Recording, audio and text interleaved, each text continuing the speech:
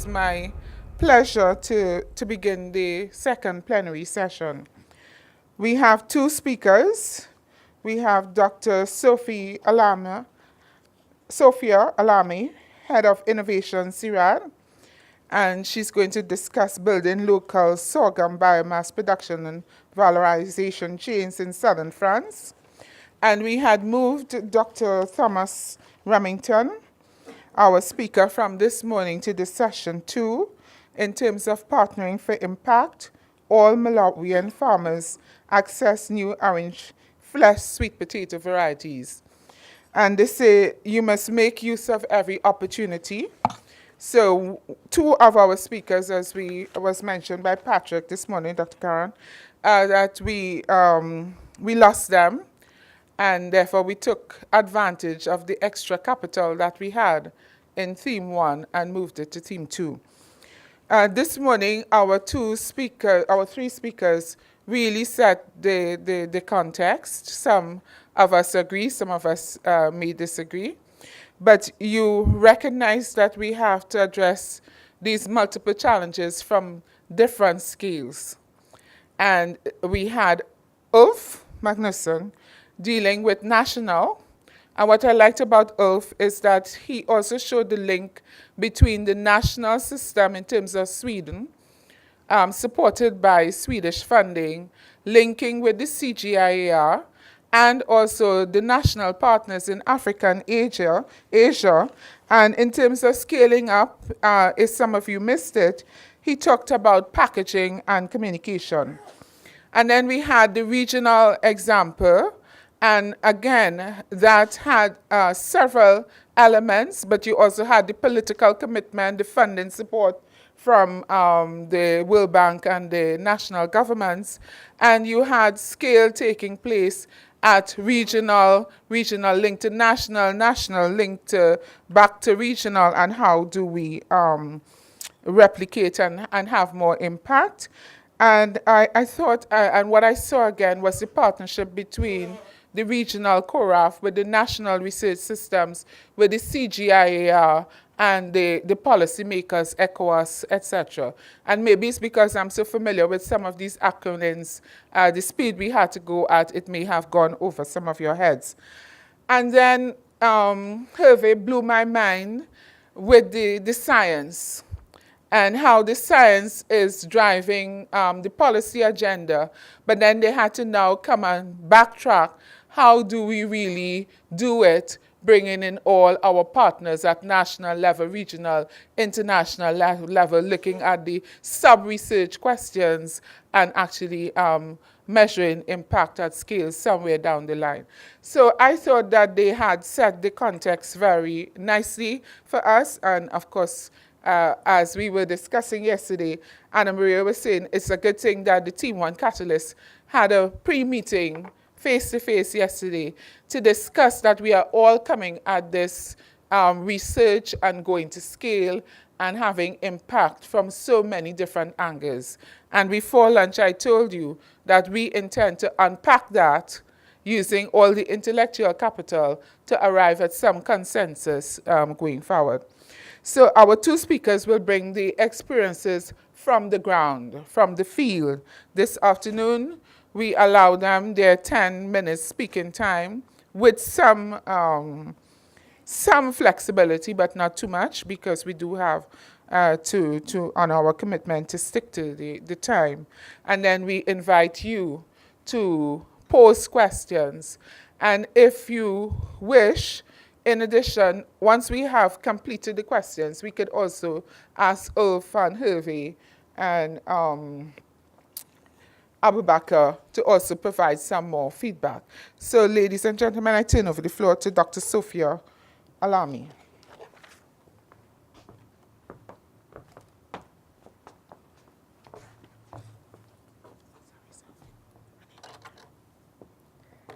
Okay, thank you, Judith. Thank you very much. I want to start by saying thank you for having given me this opportunity to make this presentation and to bring my testimony. And I'm very happy to share my living. It's really a living experience, which started just in January 2015. And hopefully it will bring an additional brick to our collective constructions, which is proposed today. So my mission in this project is about building local sorghum biomass production and valorization chains in southern region, two southern regions of France, which are just under the process of merging, which are Languedoc-Roussillon and Midi-Pyrénées, and the implementation of the interactive innovation model. It's really a very, I started with this, it's a very special mission and a big ambition. I need to highlight this because I'm really a living proof of the paradox Patrick Caron talked about this morning about our posture as a research institute, to be at the same time a provider of high level knowledge, scientific knowledge at the global issues level, at the same time to be very close to the demand at the very local level. So this is, I hope, a kind of, I would say, an example of this difficult posture, which is also a challenge for us. So the general context is the global warming and so the climate change and the rarefaction of fossil fuel reserves and the need for renewable sources of energy, materials, and and chemicals.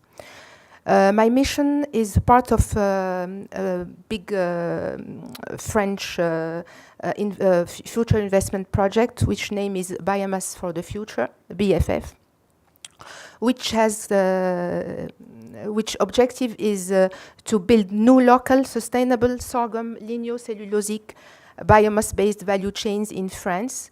And the ambition is really to create the dynamic for new local green economy through the establishment of a durable network of stakeholders. And I am underlining the durable aspect of the thing, because we have the ambition is to implement innovation, but at the same time to create the conditions of innovation on the territories. I'm a member now of a research unit, which is a unit of a team of which is composed mainly of geneticians, and through my mission, and that's why I'm also kind of pilot project.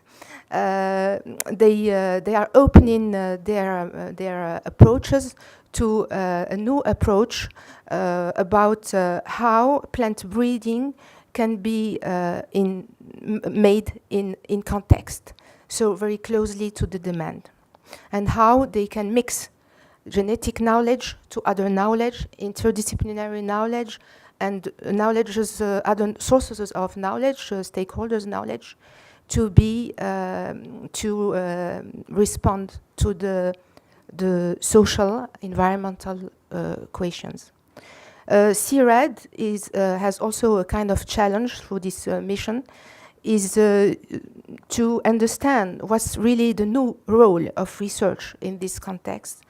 Is there a new posture? Do we have to create new jobs? It's also a research question.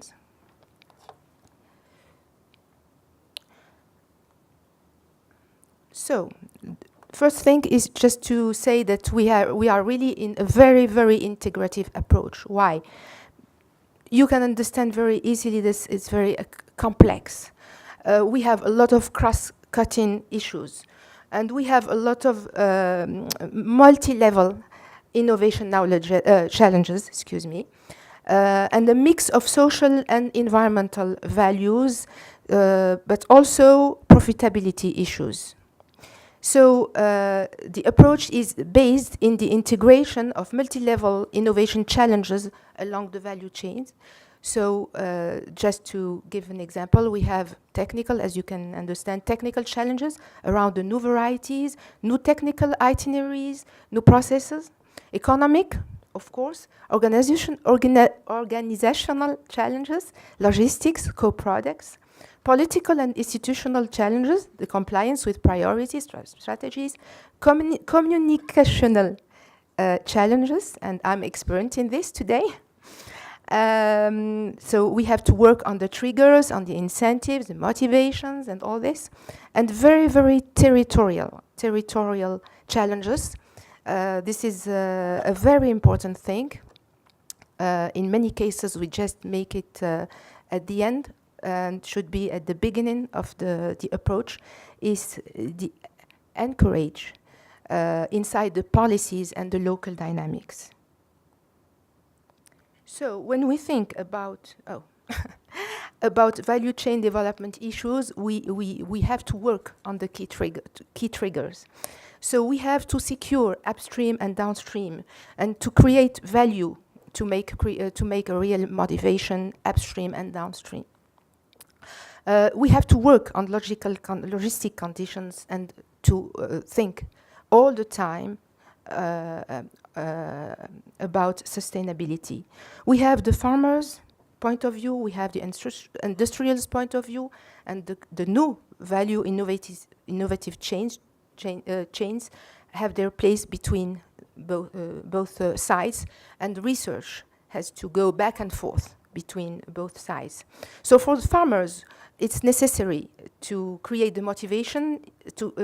It's necessary to create value along the value chain, along all the value chain, to create new markets, and also for them it's necessary to be sure that the relevant varieties are available. For industrials, it's very important to have access to knowledge on potential end users, biomass conditioning procedures and supply, and a sustainable business model. So just very quickly, sorghum, what does it look like? So you see very big varieties of very short plants, very, very high producing of biomass, very high plants, for about 4 meters in certain cases. And food, the use is classically for food, for feed, for material, just to give a general view. So, sorghum is an opportunity of diversification for agroecological and bioeconomy purposes at the territorial level. So we have to build on sorghum features to create these new chains. As I said, there are a lot of uses possible. We have a very big biodiversity for this plant. It's very rustic, since it's very hydric stress resistant, pest resistant.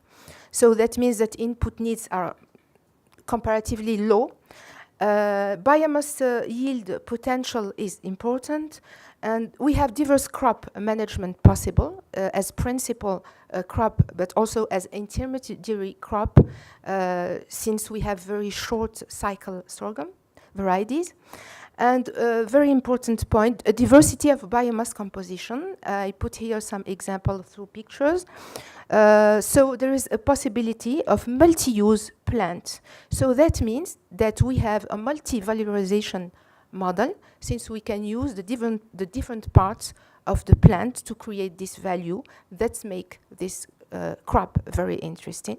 So I put some picture here about the possibilities of using it for biofuels, but also for biocomposites, for concrete, light concrete, but we have also a lot of high value molecules inside sorghum.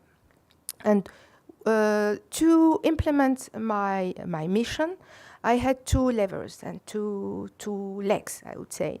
I have the research and innovation process, which objective is the maturation of the technologies to reach the market. So we have to activate this process through the retraction loops I don't know if it makes sense for you, but you see here you have different blocks, different bricks: genetic, agronomy, transformation, and markets. And we have to go back and forth. It's to give a very, very pragmatic example, to create the adequate varieties which are adapted to the transformation ways. We have to integrate the good specificities as defined by the industrials, by the transformers, and then when we develop the good varieties, we have to work on the technical itineraries and to introduce this at the level of the production system, at the level of the exploitation. The second leg is or lever is the innovation ecosystem. So we work on a territory with the local resources, with the local stakeholders. So we have to work to integrate the reality in terms of innovation power. Innovation power is the innovation ecosystems. It's the forces, the dynamic, but also the politics, the strategies, the categories of stakeholders, the interactions between them, the alliances, and we have to mobilize all the resources, financing tools, competences, experimental devices, and all this. This is a kind of collective intelligence. So the animation process at the territorial level has, so I'm coming now to the main thing. So we implemented a methodology that we created, I would say, collectively with through a process, a very participatory process with local institutions, stakeholders, and I can give here the major outputs. So we have now a common vision of a multi-valorization model, which is biorefinery combining food and non-food. The activation of research and innovation process is made with all these stakeholders, with take part to the activation, taking part to the proof on concepts of R&D projects, and all this, which lead to the to technologies ready for the market. The encourage into the regional innovation ecosystem. So this project now is considered as structuring for the new region, and I'm a member of the regional innovation strategy of this new region.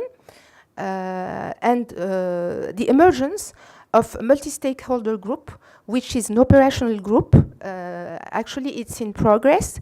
It's a very new European paradigm, which is based on the gathering and a group of stakeholders on the territory, institutions, profession, Chamber of Agriculture, Federation of Cooperatives, academic and technical institutes, private, intermediate, and end user. So this operational group will hold the different projects and will be at the basis of the innovation dynamic on the territory. So this is very coherent with the new paradigm which is brought by H2020 European programs. Is very coherent with our strategy and philosophy. So actually now we are creating this operational group, and the thing which is that we need to underline here is that this group is according to this new philosophy is linked to other operational groups at regional, national, and European level, and is supposed to share experiences, knowledge, the knowledge about also the process, innovation process.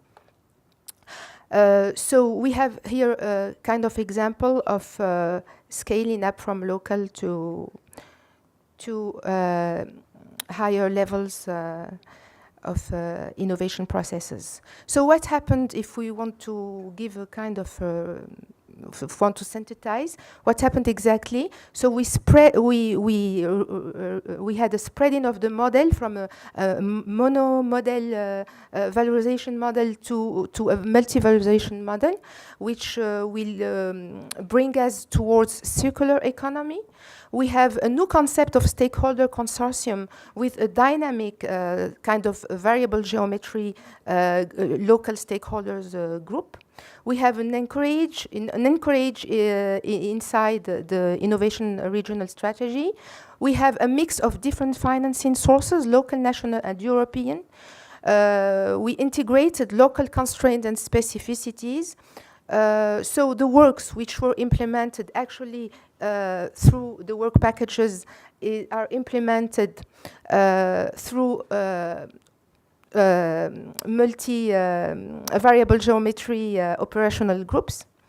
We have a perspective of networking this operational group at the national and the European level. And we also integrated agroecology and ecosystemic services in our approach. Just to finish, I have 2 words, if it's possible, because it's the wrapping out. Is it possible? Yeah. Okay. So the last one is how does research operates? We have. It seems that we have, through this example, an impacting role of catalyst through learning innovation processes. So this case study highlighted the mediation role of research into the aggregation process of stakeholders around this R&I process. We have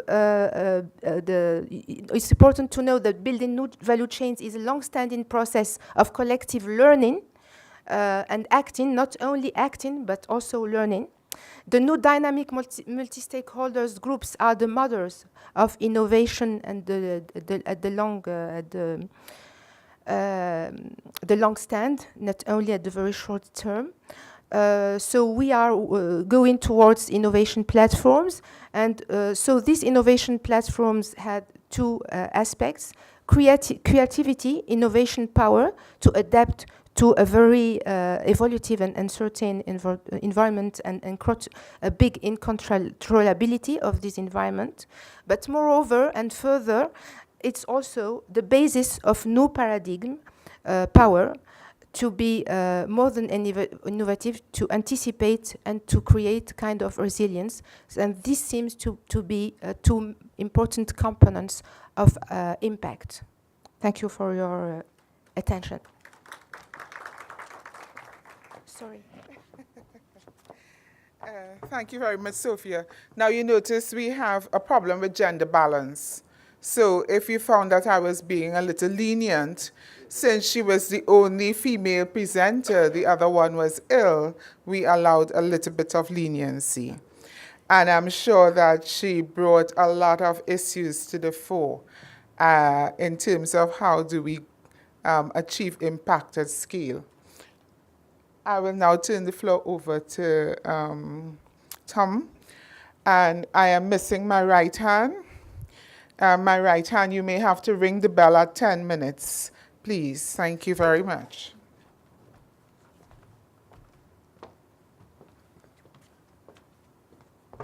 Thank you, Judith. As a white American male, I'm used to not having any preference, so I will stay on time. If I can figure out how to work this. Oh, yeah, that's right. Which button is it? All right. I just have a few slides on scaling of orange flesh sweet potato in Malawi. What I'm going to talk about is the determinants that we articulated to go to scale with the orange flesh sweet potato. First, to talk about the product we're scaling, the supply, partners, the approach, coverage, monitoring. These are the 6 essentials that we put in place in order to scale. The first thing is we had to have a product. Wow.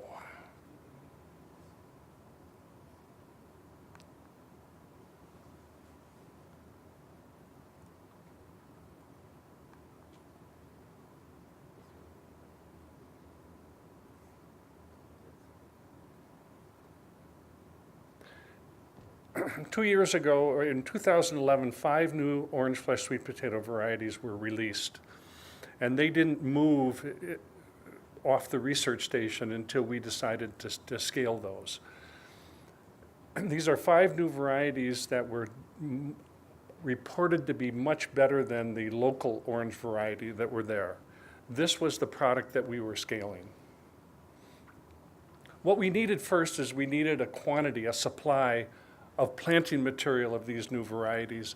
And what we decided to do is work with one commercial multiplier. We being the buyer of the material, farmers do never buy sweet potato material themselves. So we supported Nakwali Farm to produce upwards of 20,100 cutting bundles of the new varieties per year for our program. We put together a partnership, and we put together what I would call an indiscriminate partnership. We literally partnered with anybody who was interested in partnering with us. To me, it's a little bit like in the American education system, the difference between medical school and law school. Medical school are very selective in who they bring in to medical school. But once you're in, they work very hard to make sure that you stay the course and graduate. Law school accepts almost anybody and then flunks them out. So we've taken the law school approach. We accept every partner, and then we have certain standards of accountability. Public sector, especially the Ministry of Agriculture, commercial sector, national organizations, both community-based organizations, NGOs, farmers unions. International NGOs are the bulk of our partners. In Malawi, there's a vibrant donor-funded NGO sector with interest in food security. Projects, we also work with donor-funded projects, and then we're fortunate to have 3 different donors.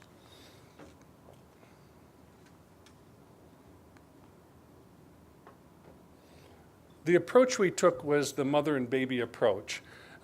Most of you have probably heard of the term mother and baby approach.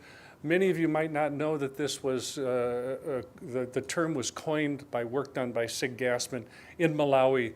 And this was a farmer who said, you know, this really looks like a mother and babies. And we like the approach because, of course, the orange flesh sweet potato is for mothers and children. So it helps communicate that as well. The mother is a 6-line variety trial. Now, we assumed that these new released varieties were superior, but we took the approach of assume but verify, assume but have farmers verify. And then the mothers is we put it up to 50 participating farmers, each got 1 bundle of 1 farmer, because we're trying to push the material out as fast as possible. For us, it was coverage, no district left behind. And if you look at the map of Malawi, there's from south to north, there's green, orange, and yellow. We literally cover every district in Malawi through 3 donor-funded projects. The southern regions under the Root and Tuber Crop Action Project, that's Irish Aid funded, in the central, USAID funded, and in the northern region, the project that I'm leading with UK funded Scaling Up Orange Flesh Sweet Potato.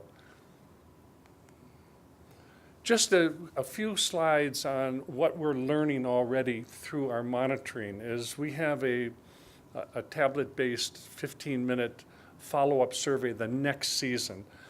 In Malawi is a strange sweet potato country because we like to say it has 1 rainy season, 2 growing seasons, because they use the wetlands extensively. And that's critical to maintaining momentum and maintaining your planting material. What we did is we went back the next season and interviewed a sample of farmers who received 1 bundle. On average, they cultivated twice the area the next season. That would be this current rainy season. Of course, this average included many who did not plant at all, who lost the crop for the planting material for one reason or another. And then on average, they shared with 1.6 additional people. But fully 50% of the respondents didn't share with anybody. Why not? Either they didn't have the material or they just didn't feel like it. They said, I needed to keep it for myself. We had no sort of social prescription that they really should pass it on. But I think the key is basically in how do we marry the top-down supply chain with the bottom-up, exploiting farmer knowledge and innovation. And what we found was it is never as simple as moving your planting material from one season to the next season. Invariably, the timing isn't right and you have to park this material someplace. We never worried about that. We knew farmers knew how to do this. And they do. When we ask them, most of them keep it in their wetlands, closer to the water until it's time till the rains are stable. Some of them put it in the home garden. Some of them do a direct transfer when the timing's right, and then a few of them have different ways of burying the material and then uncovering it. Farmers know how to manage planting material of sweet potato in Malawi. Thank you very much.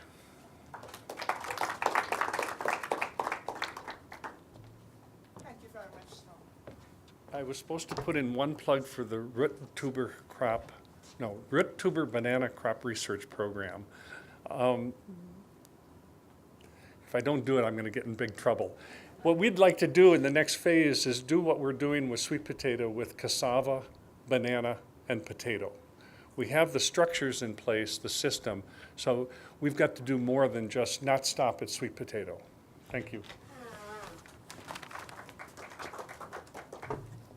Two very interesting presentations.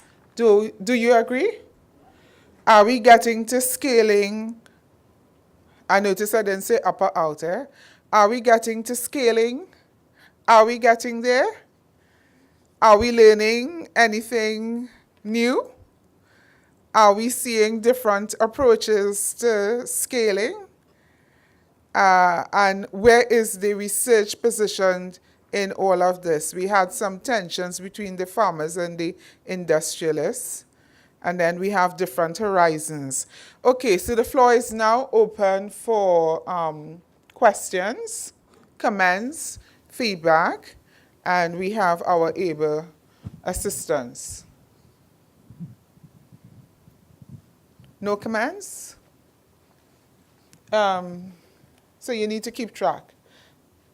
There is one right behind you, then there's my friend from NRI, and yeah. Thank you. Please identify yourself. Yes. Thanks. I am Roberto Aparicio, working for the European Commission. So, very interesting presentation. Thank you very much.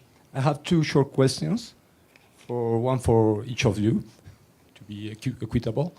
And the first one is for Sophie. It's not at all related to research. It's out of curiosity.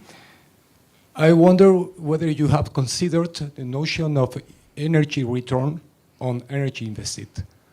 I'm asking energy return on energy invested. I'm asking that because it's well known that, for instance, in the ethanol production in the United States, the outcome of the production is that we are exchanging 1 barrel of oil against 1 barrel of biomass oil.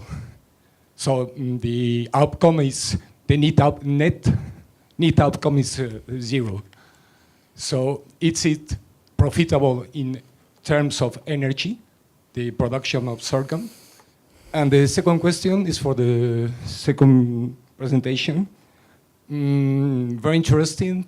I understand that you cannot present everything behind that, but I'm curious about the economic aspects of the new varieties, the production costs compared to the previous varieties used by farmers. Thank you. Okay, thank you. We have Abu Bakr, then we have Andrew. Please bring the mic up close on you. Okay, thanks for the two presenters. My question is to Sophia. I want to know what valuation provides more revenues to sorghum producers, and what type of research do you develop to make sure that you improve that value chain to increase revenues for the producers? Okay, Andrew. Oh, sorry, I surprised myself. I'm Andrew Westby, Director of the Natural Resource Institute. I was just reflecting on the presentations and on our own experience, particularly in cassava value chains and scaling up work that we've been doing there, funded by the Gates Foundation. If you'd asked me the question at the beginning, what's important for scaling up, my two, maybe three instant things would have been capacity building and partnerships and sort of the entrepreneurial will of people to actually engage in things and the management they have behind it. And then I thought a bit deeper and actually reflected on what Tom said, and actually monitoring, evaluation and learning are also really important, because if you can't learn the lessons of what you're doing, then actually taking it further is important. And I'd just be interested what the panelists' view on those issues were. Okay. So we've had three interventions. There are no more interventions, so therefore, can I have a mic, Sophie?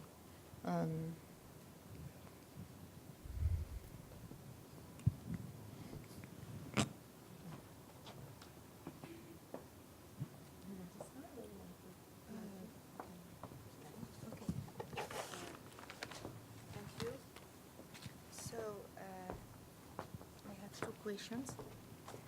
So what I wanted just to say is just the work is in progress, as I said in the beginning. So it's the beginning of the story. It's very complicated. It's going to be on the long-standing course. It's a long project. So for the moment, the business models are not fixed at all. So I can't really give an answer for the moment, but what I can say is that the options that we kept following the dialogue and the dialogue process with all the stakeholders and the policymakers is that what's emerging is that the energy use for sorghum, if we go towards this way, it's going to be at the very last part of the value chain. That means at the end. That means that we have a valorization of all the other parts, and especially I couldn't give the details, but the orientation now is for lignocellulosic material biocomposites and high value molecules. That means that we'll try to couple the use of biomass with the food use of sorghum. That's allow me to answer at the same time to Abu Bakr.